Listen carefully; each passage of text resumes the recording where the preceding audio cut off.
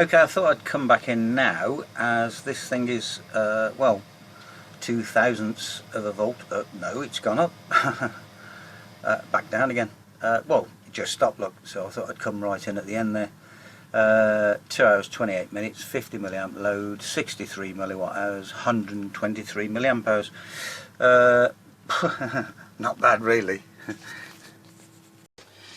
Okay, follow on to the last video. That was the end that you've just seen of that battery, the Dan cell as I now call it. What can I say really? I've took a piece of that carbon that Dan used, bear with me, this stuff. We've got some, you know, big long pieces. Most of it's broken up, though there were quite long pieces, and they just break in the box, but no one really cares about that, because what that is I don't know how it's made or anything like that. I haven't researched it yet, but I'm gonna research it.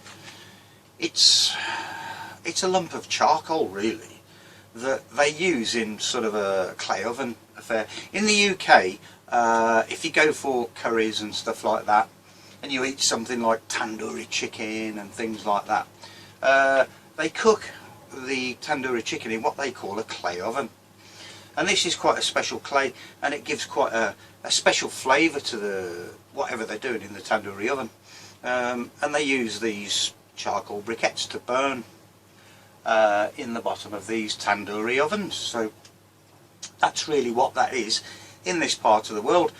What they call it and what they use it for in other parts of the world, I don't really know, but that's that. So this is still Sunday, by the way, I think it's the 3rd of Feb, 5:15. I'm still here.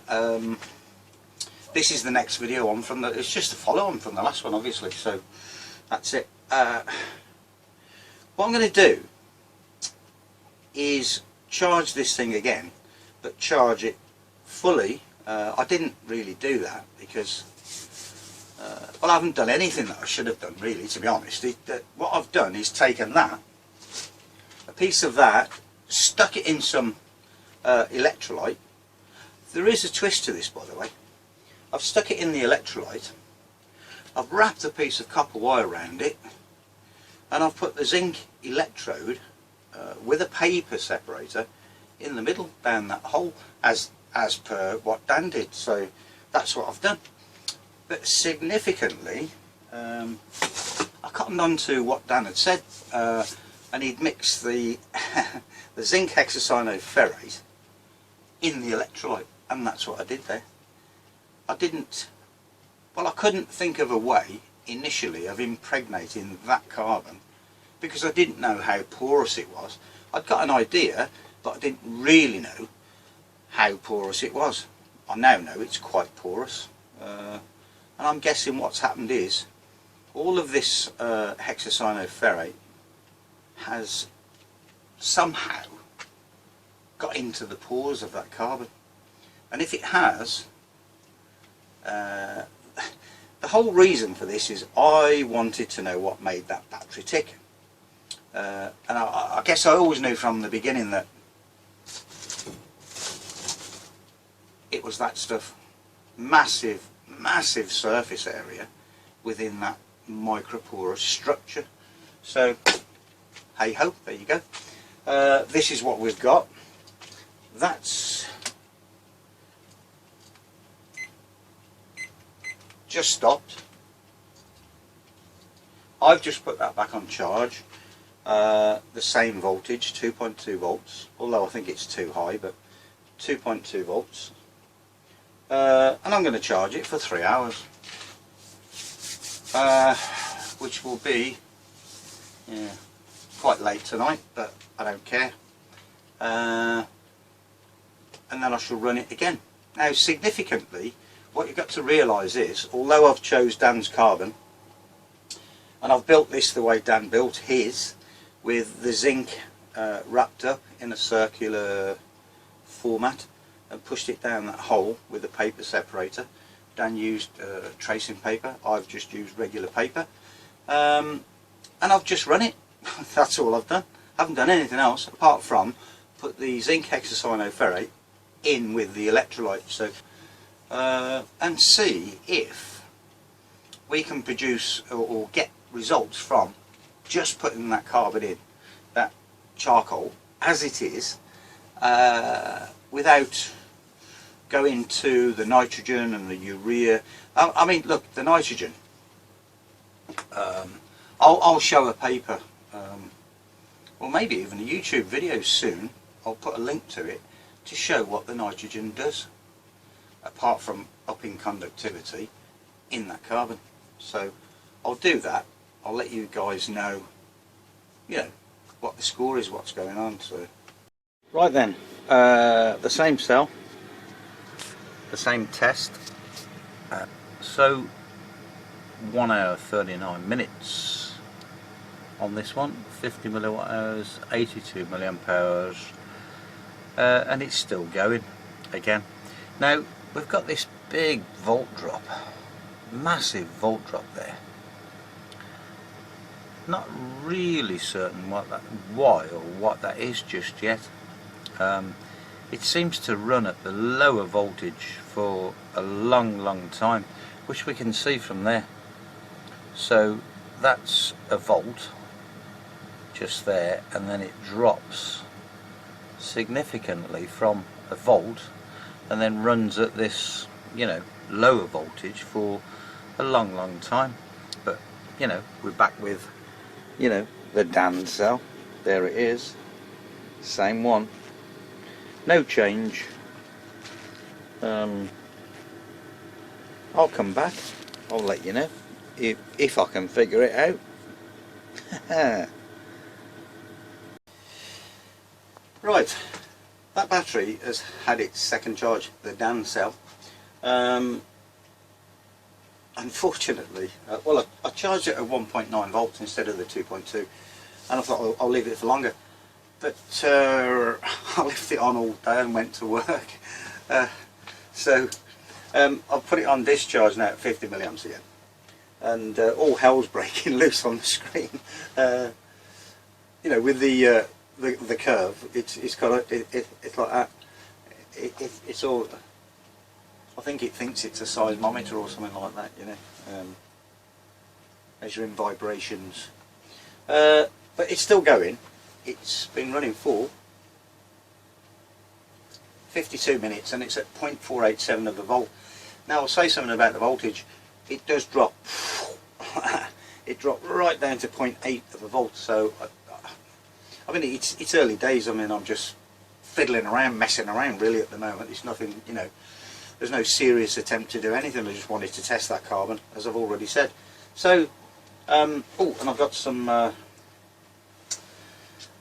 aluminium, yeah, it is chloride. Aluminium chloride to make some aluminium hexacyanoferrate, hopefully. Now, I know you can use chloride. I've just ordered some more zinc nitrate as well, because I'm going to make some with zinc nitrate, because I know you can make it with zinc nitrate, because I've read a paper.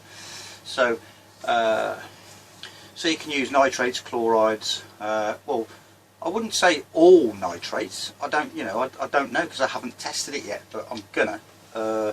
So, you know, we've gone for some sulfates. We know they work. I know chloride works because I've got nickel chloride. It was how I made that nickel hexacyanoferrate. So I've ordered some nickel sulfate as well, and I should just test the two. And you've got two different chemistries then, haven't you? You know, sulfate, chloride. So, oh, and we can try nitrate as well, because zinc nitrate works. Now,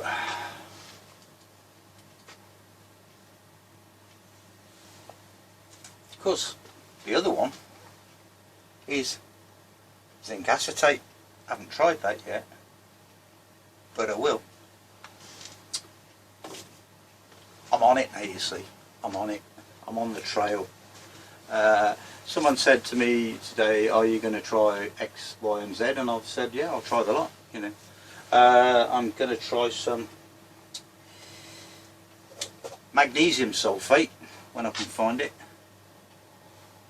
It's around somewhere. I haven't touched magnesium chloride or sulfate for ages. Anyway, this battery's still running, so I don't expect it to stop anytime soon.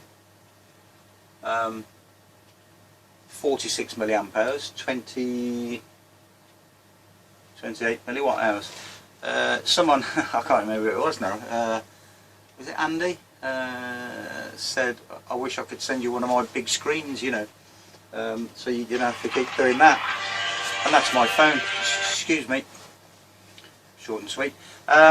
Yeah, so the reason I've got a bigger laptop, you know, I still can't see the screen properly without these, so excuse me. Yeah, I prefer using these, so that's all there is to it. And that's what you call a, it's not a laptop, it's the next one down, palm top or something, I don't know, whatever. Anyway, I'll leave it at that for now. I know what that's about. Speak to you soon. Okay, the Dan cell. Third charge, this one.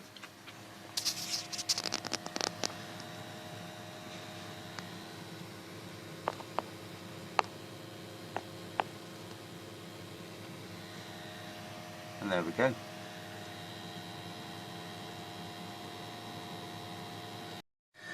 Well, I'm not happy. The computer's thrown a complete wobbly, and that is still going. That cell is still going from last night, which was 10 o'clock last night. I put it on. It's now 6 o'clock the following night. So it's been running for 20 hours, but the computer has thrown a wobbly. Whether this is recoverable, I don't know. I can't even move the mouse or do anything, so I think I might have to reboot it. What a shame. 20 hours. It was only 20 milliamps, as you know, but the damn thing's still running. The following night. Cannot believe that. So whether it's something in the settings or memory, I don't know. Have to fix it. Yeah, 20 hours it's been running, guys, at 20 milliamps. Obviously I need to get that computer up and running and see what the voltage is on this thing, see where we are with it, so catch you in a bit.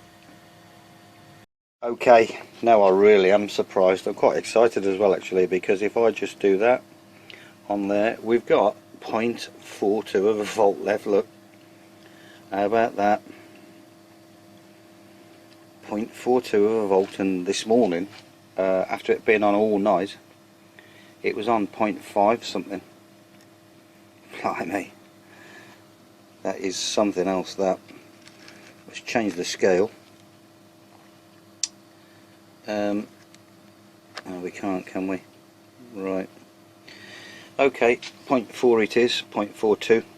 I'm going to monitor this now, because I reckon if I check the video, we're going to be at least 3 times, almost 3 times what we were in milliamp hours, you know, on that last piece of video. So I'm going to check it now and see what's what.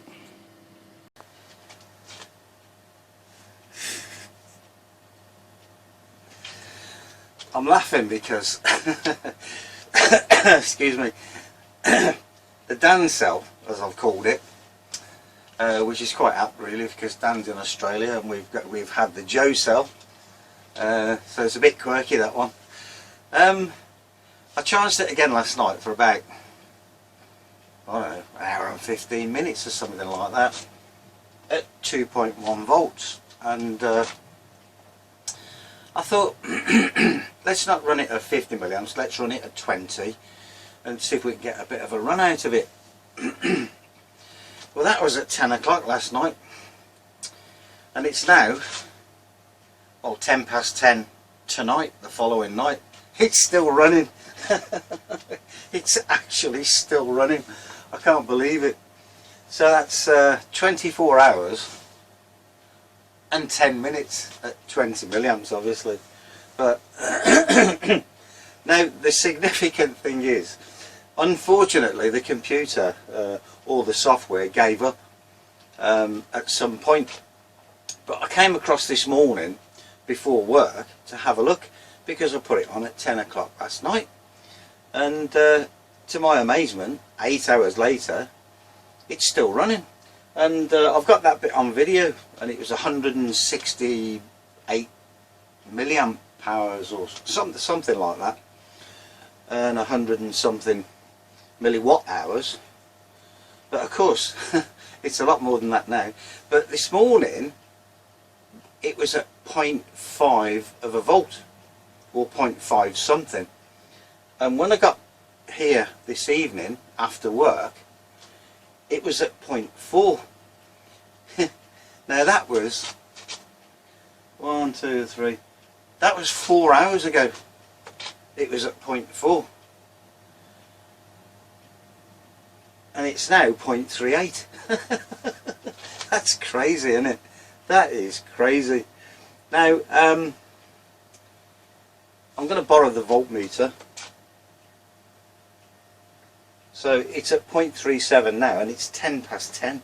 This is still good. Well, it should still be running in the morning, but of course I can't data log it because I don't know what happened.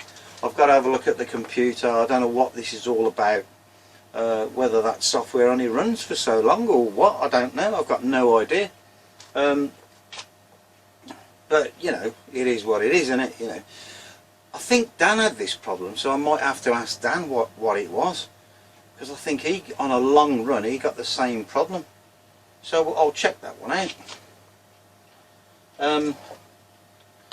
But the reason I'm taking this voltmeter back is because I want to put it on ohms, 200 in particular, and then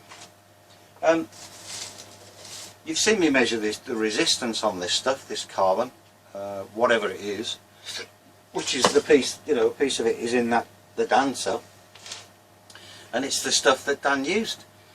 I'm absolutely certain of that now. But I'll put some in the kiln. 4 pieces actually. You know, quite big pieces. There's a bit of ash because I just fired it in the kiln in oxygen, in air obviously, just to see what the actual resistance would come down to for every single piece, and every single piece, wherever I put the probes on those pieces, is the same resistance, the same as this one. I'll show you. Try and do this with the light on.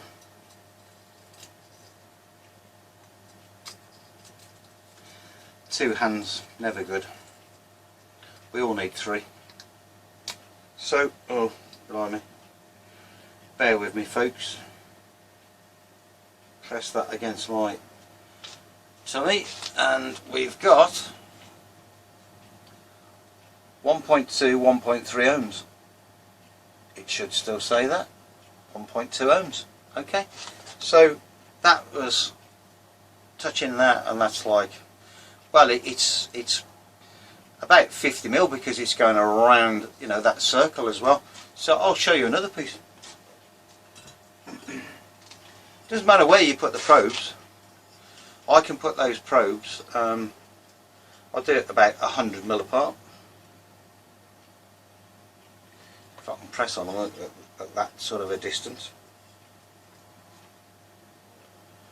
Okay, so I'm pressing on that, on the probes. They are about 80 mil apart. Oh, put the light on. 1.3 ohms. Every single piece is 1.3 ohms now, whereas all of the stuff in the box, well, just isn't. I mean, that piece that is in the Dan cell there, I think I said it was 4 ohms or something like that, which was the lowest resistance I could find in the box. So 2 hours, 950 degrees C, in the kiln 1.3 ohms. So what I'm going to do now is I'm going to add nitrogen and fire some more. It's highly porous because I dropped some water on one of them and just sucked it straight in like a sponge, so they are highly porous, which is what I said I think all along really. You know, these are highly porous and a huge surface area. So what I intend to do is fire a new batch. I'm going to fire 2 new batches actually. I'm going to crush some of this stuff up and give it some nitrogen, and I'm going to fire some more of these and give them some nitrogen, give them a good old soak in something. Could be urea, I don't know yet, but I cannot believe this. I just can't believe it.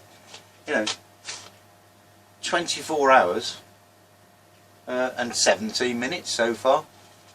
That's just incredible really.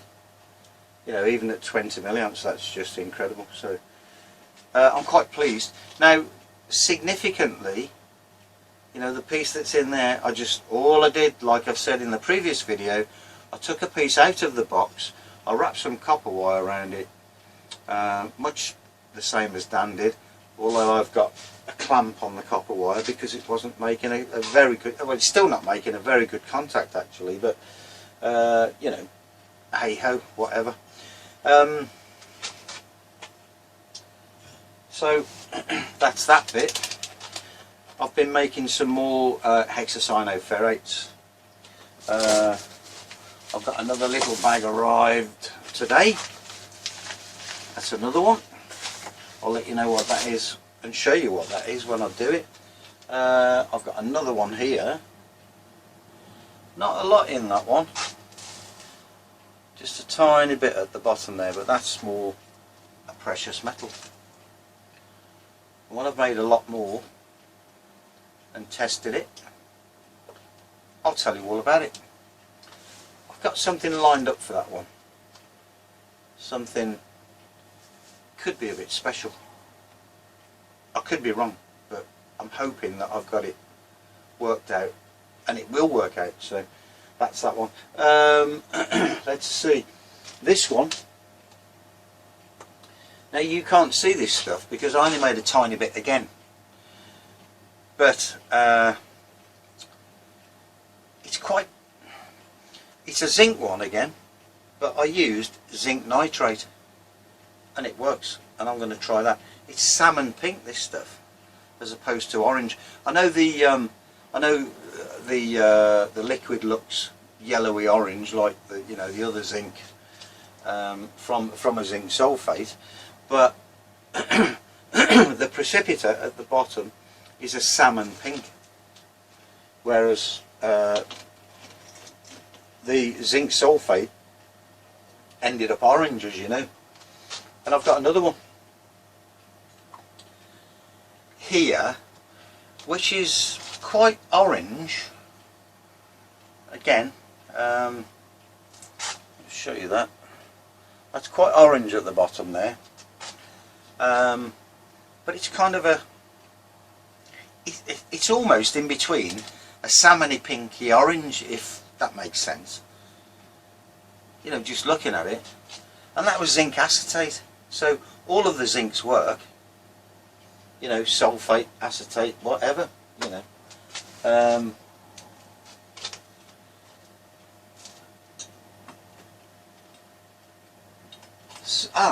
Well,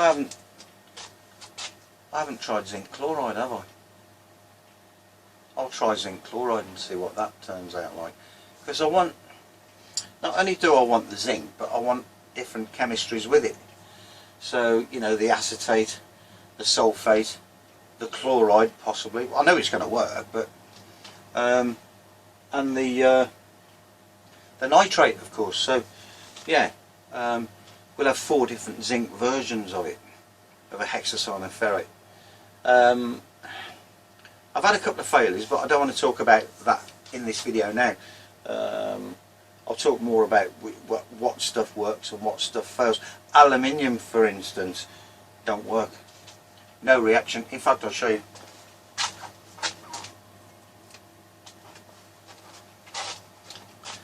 That's what you get from aluminium. Nada. That's it. There is no precipita at the bottom.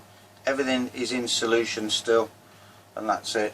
So, you know, I didn't expect aluminium to work really, but you know.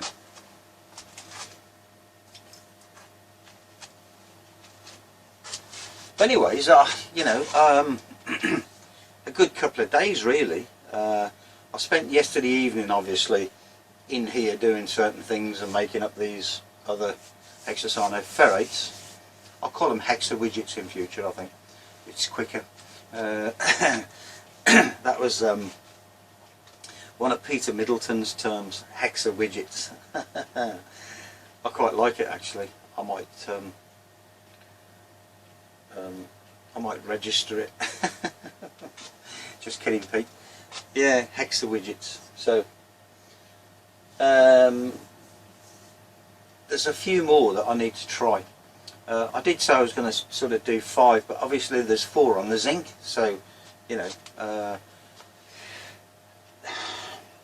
I'm not going to do that with all of them. I'm going to stick to the sulfates. Like the copper, I'll possibly do 2 different coppers, and leave it at that. And the same with this stuff, which is just kind of, well, no, I'm going to do 2 nickels as well. This is nickel, which is a kind of a chocolatey brown, but of course the real brown, the real chocolatey brown, was that one, which is still settling out. I haven't dried it yet. Manganese. So I'll do 1 manganese. I've got quite a few jars there, so I'm going to make loads of them basically. You know, I'll end up with not just 5, but I'm going to end up with probably about 15 different ones, and I'll just continue to test them and blend them as well. That's significant. So a lot going on again. You know, working with the kiln again, and I'll just let you guys know what happens.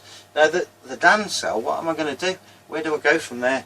Do I continue with that messing around with that format, the same as, you know, Dan showed us, with the zinc rolled up in the centre of that, or you know, I'll continue testing it, because I initially, well, what I need to do, like I said, is speak to Dan and find out what this problem is.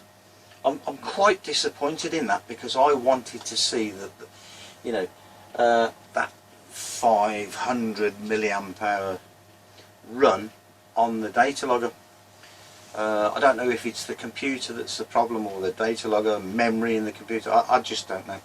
I've got no idea at this moment in time, but I know I'm disappointed, because I wanted to see it and I wanted to show it. But I can assure you guys that is still running now.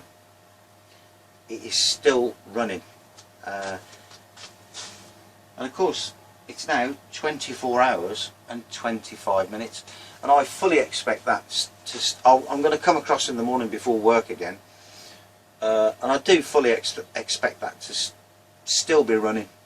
I really do. Unfortunately there's no way of, although I rebooted the data logger, I couldn't, you know, it won't connect, it won't do anything, so, you know, that's just it. If I disconnect the leads now, the memory inside the data logger will just dump itself, and it'll, you know, the whole thing will stop, and we would have to start again, you know. But having said that, why don't I do that? Because the voltage on the battery is the voltage, and the load will be the load, 20 milliamps, won't it? So yeah, I'm going to have a 5-minute think about that, and I might just do that actually. because realistically there's no reason why I shouldn't, is there? So but I'll leave it at that. You know the score now. I said right from the start I'm quite intrigued with Dan's battery, and I think I said to Dan when I messaged him, I said I want to try and find out what makes that battery tick, because the zinc hexacyanoferrate is in solution, not on a cathode material as we've built it before and everyone else has built it, impregnated into that material. It's in solution. So I'm having quite a few thoughts about this. A flow battery for one, turning this as it is into a flow battery. So that's one of my thoughts. Because I'm testing flow batteries anyway, I might as well let the cat out of the bag and tell you, because I did contact Doosan when he showed us his new video of a higher voltage zinc battery. But of course it all boils down to, if you watch some of my past videos, recent past videos, you will see me doing the old litmus test on the anode and the cathode while it's charging, while it's discharging, and looking at that chart. Okay, acid, alkali, and I knew what was going on either side of the battery anyway in regards of that. Because who was it that said it ages ago, a long time ago? Oh, it was Pete in Australia there, better known as A, who doesn't speak to me for some reason, don't know why. Don't know how I've offended him, but he doesn't speak to me, so that's a shame, you know, because I quite like the guy actually. I always said in the past that he did some, you know, fantastic experimentation work and all the rest of it, so it is a shame. And I know he doesn't speak to me because when he first came out again with his new videos, you know, I said, brilliant, glad to see you back and all the rest of it, and then I looked back on the video again and I noticed all of the comments, he'd answered all of the comments except mine, so the guy don't speak to me. Sorry Pete if I've offended you, if ever you watch any more of my videos or whatever, you know, probably don't, but there you go. It's a shame, but you know, don't understand it, but there you go. But anyway, Pete said a long time ago the battery will only work if this situation occurs either side of that separator, you know, acid, alkali. Of course you've got to balance out the pH levels as well when you're doing that. So you know, Doosan's just showed you, if you want to have a go at it, I won't bother, but if you want to have a go, you'll get a higher voltage cell. I'll leave it at that for now. You know, a lot that I've talked about and what's going on, and a lot more to come, trust me. A lot more videos now, back in the swing. Watch out for them, you'd be good. Oh, gotta stop doing that, defensive posture, or not. Hi Laura.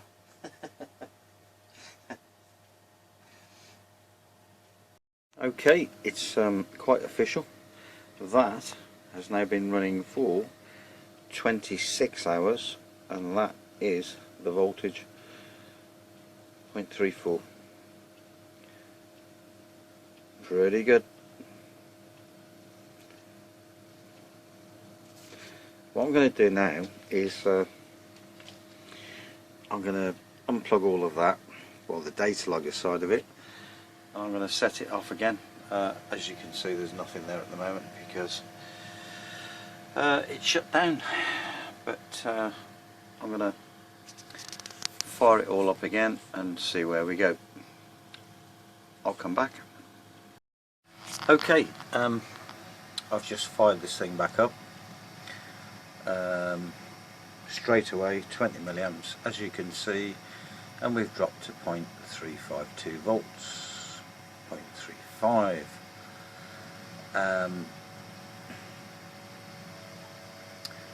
I'm just going to let that run now and see what happens. So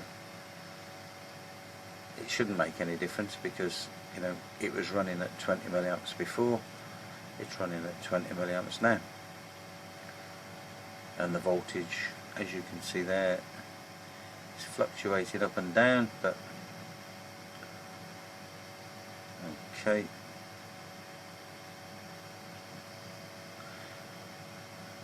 Let's let it run and see what happens.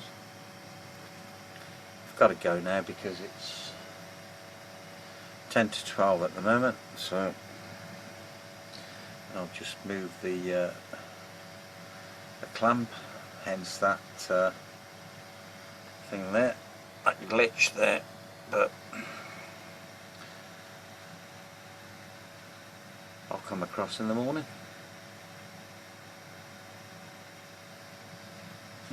Interesting.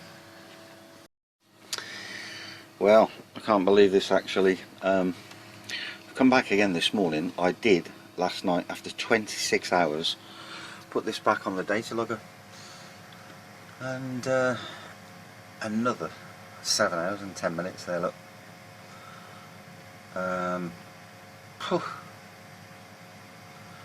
Absolutely crazy. Unfortunately I've got to go to work, so I won't be able to see the end of this, but hopefully the data logger will show me and function for long enough just to let me know. So come back in a bit, well, after work. Right, I just had to come, well, as I always do every night really, straight from work to here, and I can't believe what I'm looking at. Now, you know a bit of the story that this thing ran for, well, it ran for 26 hours at 20 milliamps. And I had to make that decision, what do I do? So, the software wasn't running, but the hardware was still doing the load. Because once the hardware gets the information that it requires, you know, run that at 20 milliamps or whatever, it just keeps running. Irrespective of what you do on the screen, you can shut the software down and it will still run, I think. Well, it did in this instance anyway, and I'm sure I've done that before. Anyways, I thought, okay, it's running without the software. I want to see it running. The last bit, it was 0.3 something volts, 0.356 or whatever it was. So I did that, I disconnected it and reconnected it straight away. The voltage came up on the screen straight away, 0.3 whatever it was, and I thought, okay, let's press start again. And I've just come home from work. Now, this morning I videoed it at, I can't remember, another 8 hours or something, whatever it was, without looking back on the video. And I've come home tonight and it's continued for 17 hours and 27 minutes from that 0.3 of a volt, 0.3, whatever it was, and we've got a capacity of 394 milliamp hours. Now if you add that to the other 22 hours as well, that is some storage, that is some capacity, because in milliwatt hours from the last 17 hours we've got 94 milliwatt hours. Not earth shattering, but 1 second. So this battery ran for,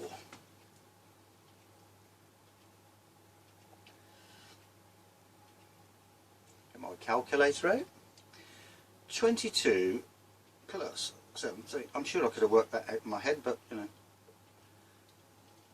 39 hours in total at 20 milliamps. 39 hours. Just so flabbergasted at that battery, which is of course the Dan cell. Now I've emailed Dan regarding the this software thing, because he had this software glitch where it shut down as well. So I'm hoping to get an answer from Dan that answers my question. So it is the Dan cell. I was going to do all sorts, like I said earlier on, and you know, do the feathers and the urea and all that, but do you know what, I'm not going to bother. If that has done that with the setup that I've explained, with the zinc hexacyanoferrate in the electrolyte, just in the electrolyte, I've got to rethink what the hell's gone on, how this thing works and ticks. I know half of the story, because this stuff has got a huge, it's very, very porous. It's got a huge surface area to it, obviously.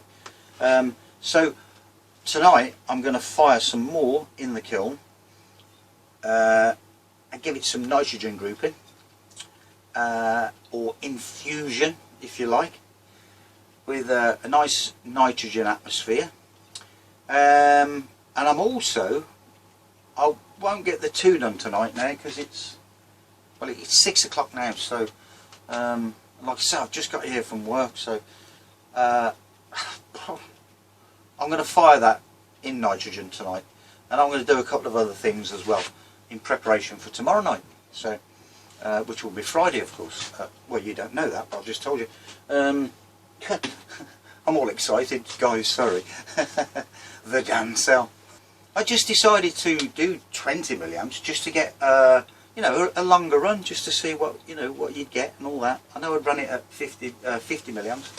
I just find it incredible. I just cannot believe that that has run the way it has. I've just took the carbon out of the boxes, you know, just took a piece of it, and a piece of copper wire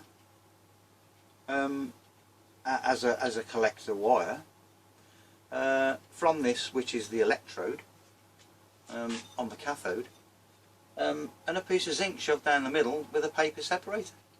That's it. That's all I've done. So I don't need to go any further, you know, with as Dan did with the urea in his feathers and all the rest of it.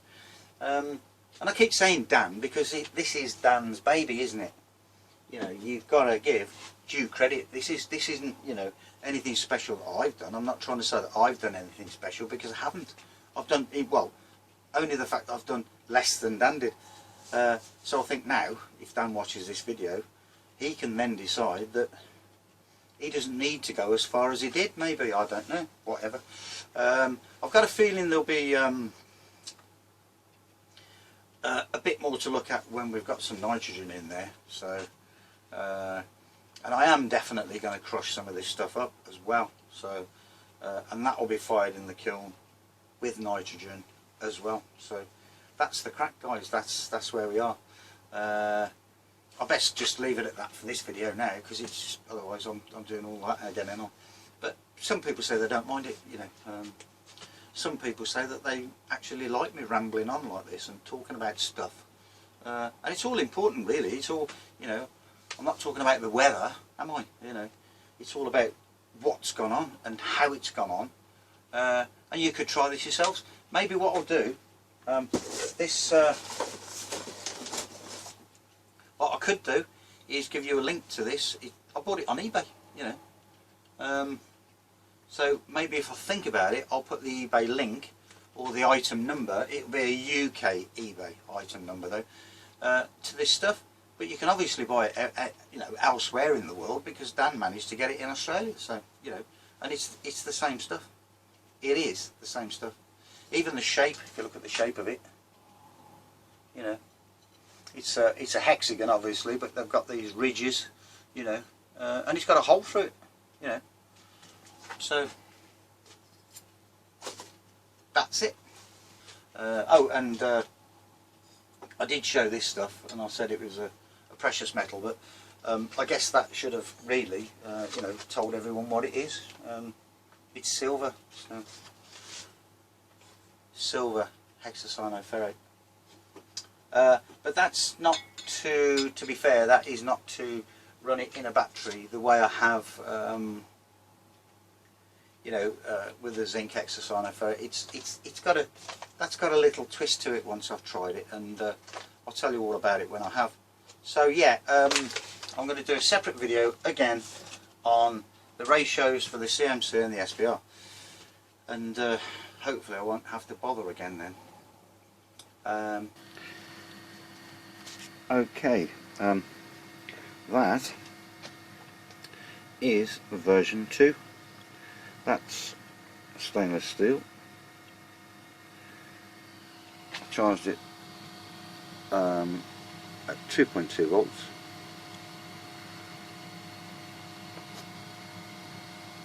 And it's running at 40 milliamps, as you can see. Pretty stable voltage. Been running for 3 hours 26. It's done at the moment, what you can see there, 138 milliamp hours, 131 milliwatt hours. Well, this Dan cell is getting more and more intriguing the more I look at it. You saw that bit just before this. You saw the start of it. I said what it was.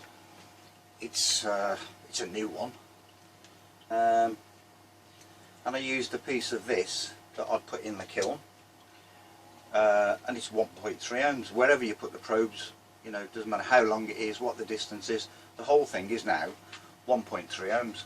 But that was only 2 hours.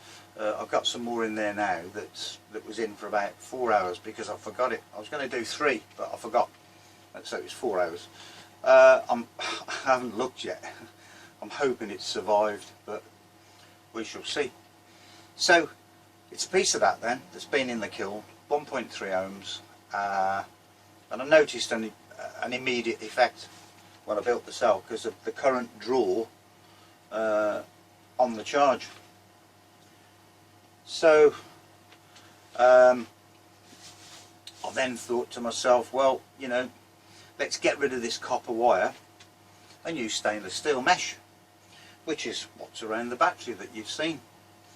And I fired it up, and it's now been going for 12 hours and 35 minutes at 40 milliamp discharge, and it's at 0.5 of a volt.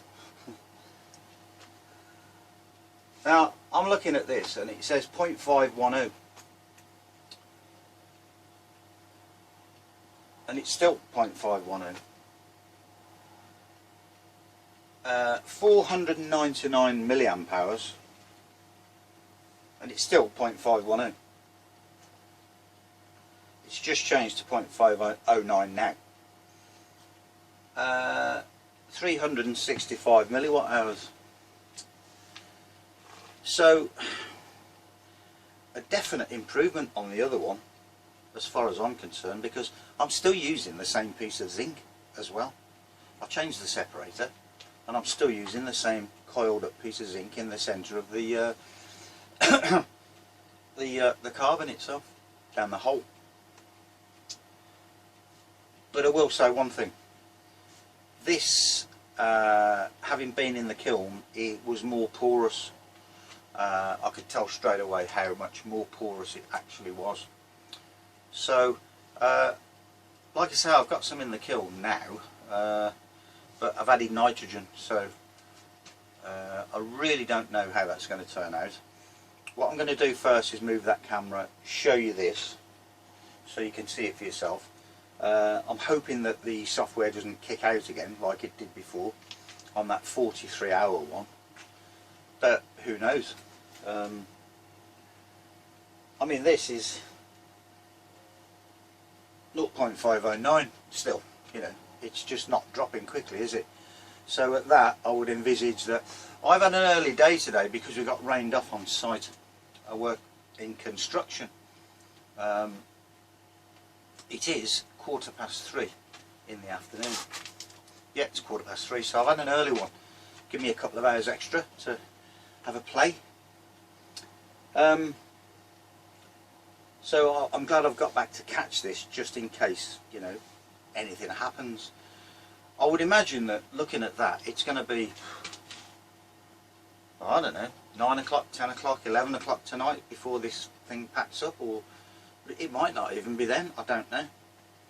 We'll have to see. So I've doubled the current to 40 milliamps. Did that 20 milliamp run, 43 hours. Just amazing. I'm amazed by this material. That I've said right from the start, I could see it had got some qualities.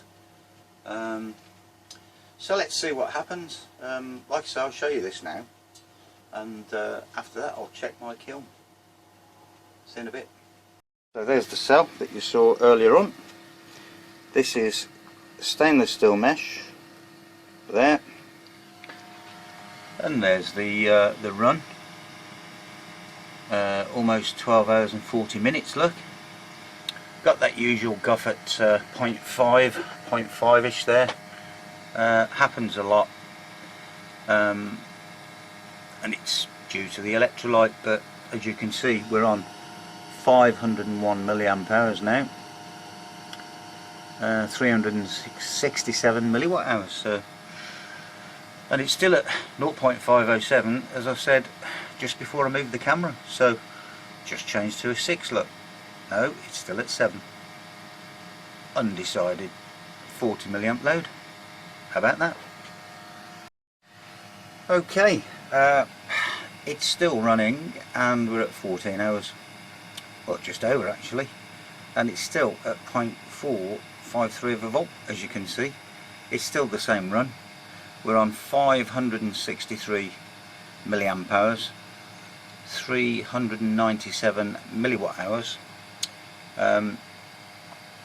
I've just had an interesting conversation with Martin from Solar Hope, and I'll tell you what we came up with. But yeah, I've just had an interesting conversation with Martin from Solar Hope. We always have an interesting conversation. I think it was about an hour and 15 minutes or something like that. But we love chatting and, you know, bandying ideas about and stuff like that. And generally we give each other knowledge as well, I think. So it's still going, as you can see. Now, interestingly, I have said that this is, you know, a massive surface area, and I weighed a piece of this because Martin said, well, if you look at the milliwatt hours per gram, you know, how heavy is that? So it's not, when you look at it like that, it's not brilliant. And I weighed a piece, and the piece that's in there is probably 100 grams, I would say. So you've got 100 grams of carbon. But the other thing is, of course, it's an electrode as well, isn't it? You know, I know we've got a stainless steel collector, but you've got to collect somehow, which is the same with any battery. You've got to have a collector point. But you know, let's see where it goes. I'm not knocking it at all. You know, it's a good result, whatever. Dan got a brilliant result from his. But it's just time to look at this carbon in a different way now, not as a block like that. And I've just taken some out of the kiln actually. I haven't measured the resistance yet. I'm a bit like that, but I think it's going to be a good resistance, but we'll see. Okay, just measured it, 0.7 of an ohm. So obviously leaving it in the kiln for that bit longer helped, and also possibly adding nitrogen helped, or doing it in a nice inert nitrogen atmosphere. So we've got 0.7 of an ohm, and it is in a powder format now. It's not small. I don't intend to make it that small just yet. I'm going to put some through the ball mill, obviously, and test it again as a paper battery, possibly as an all carbon battery, or possibly, you know, with a zinc anode. I don't, you know, there's all sorts of testing going to be done with it now. and we'll see if it is the sheer physical size of this microporous structure that's giving this sort of a... And the other thing is, of course, I've got to say, whereas Dan was charging for 3 hours, I haven't charged one for 3 hours yet, I don't think. So pretty good for, you know, an hour and a half, or an hour and a quarter's charge. Let's see where it is now. 0.465 of a volt. 14 hours and 20 minutes. Almost 400 milliwatt hours. And 568 milliamp hours. Looking at it, it's that 568. It's going to be 700 before we know it. But because it's showing no signs of stopping. But then again, you wouldn't expect it to with that huge surface area. So right, well, 15 hours 25. It's still on 0.431 or 2 volts. 612 milliamp hours, 419 milliwatt hours. I think this one's going to go all night again. It is, what time is it? 6:05, so it's going on for a while. Okay, so officially we are on 18 hours 1 minute and 25 seconds. We're still at 0.379, as you can see. The capacity has gone up to 716 milliwatt hours, and as you can see, the energy 462 milliwatt hours. Well, I don't know what to say at this stage really, but I'm sure I'll think of something. But 18 hours, guys, at 40 milliamps.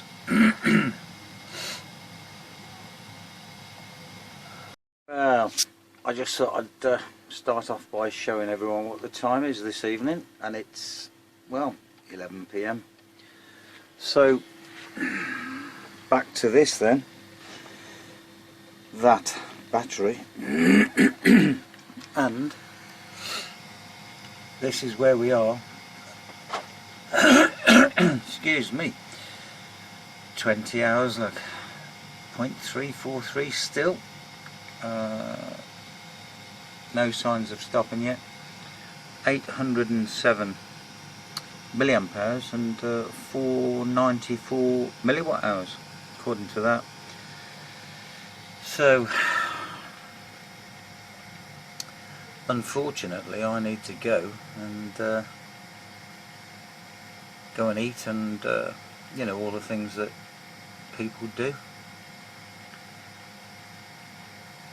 Jump in the shower, you know, go to bed, all of that. But obviously I'm going to miss the end of this, but there's no way I think this is going to be going in the morning, but who knows? Who knows? So I'll show the end result and then put that bit on this video as well. Catch you all later.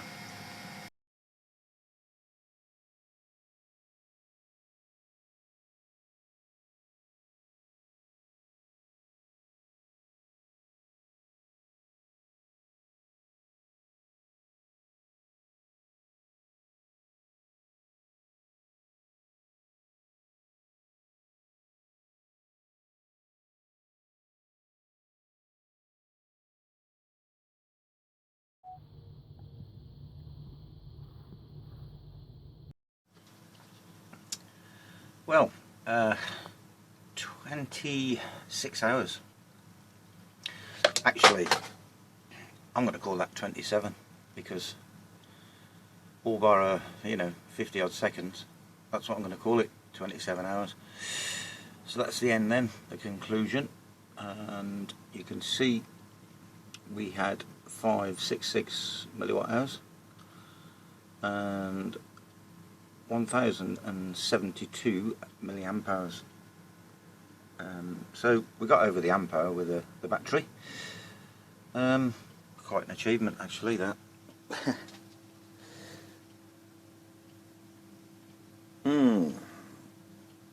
Food for thought.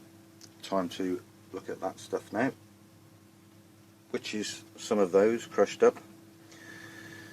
That is the chunky carbon. We'll have a little look at those in this format, and I'll let you know if it's any good.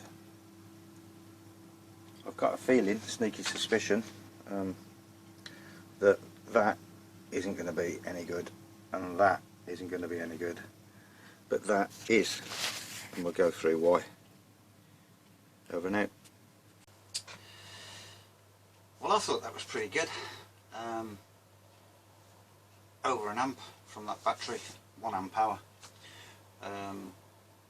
We know that it's a huge surface area. You know, that's a foregone conclusion, really. I'm just moving my DI water out of the way there. What can we say about this? In terms of milliwatt hours, it's not fantastic. But then again, I didn't charge it for very long, so with these longer tests now, I mean, they're so laborious and boring, and it doesn't allow you to get on with other stuff. Like, you know, I made this from that carbon that had gone through the kiln, crushed, back down to very low ohms in terms of resistance of the material, 0.8 of an ohm, even 0.7 at one stage, so it's quite low. Now we know it works in that form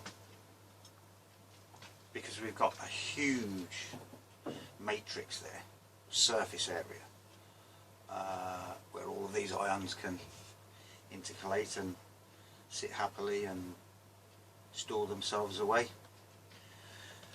But where do you go from here? Well, I'm charging it again now. That will be the last test then for that particular carbon, or that particular battery I should say, because next I'm going to take another piece and I'm just going to put, I'm just going to immerse it in, not zinc sulfate as the electrolyte with hexacyanoferrate. I'm going to leave the hexacyanoferrate out, and that will tell me exactly what's going on. Well, I say that, but to an extent, and I'll explain more about that in the next video. So, I mean, if I'd have run that at, let's say, the 20 milliamps, I'm guessing you'd be over 50 hours, you know, plus, I reckon. It's on charge again now, and I'm going to charge it for 3 hours this time, and I want to see what happens. So I'm going to do an initial charge of